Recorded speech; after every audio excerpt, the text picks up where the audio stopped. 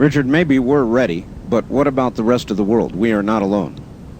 In other words, we've come a long way, you're right, with the Star Trek generation, but I'm not sure they are in Argentina, or in Britain, or in Australia, or in Japan, or in a lot of other places. What about the rest of the world? Well, look, you know, we lived on this planet from the 50s to a couple years ago, where children in every culture, every race, every creed, every color, every country went to bed at night, and if they had access to any kind of media, at some level, as they went to bed, they thought, maybe I won't wake up in the morning because there will be a nuclear holocaust. That's true. A global nuclear war. That's right.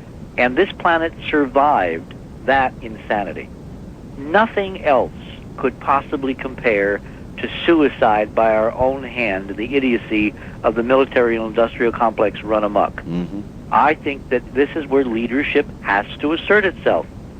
The positive benefits, culturally, scientifically, technically, and economically, of pursuing this high frontier now, of verifying what's there, of exploring what's there, of returning the extraordinary knowledge of what's there. When we get into the details of what is there, you'll see why we desperately need this knowledge back on Earth to help us save the Earth. What makes you think they don't already have it? What makes you think they have not already explored it? If they've done all this, the rest of this stuff in secret, why would you imagine they'd have as much knowledge as you may have and it would not have acted on it?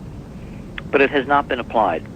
And it's the application to society as a whole, the Baconian tradition of science art, where we have fallen woefully short.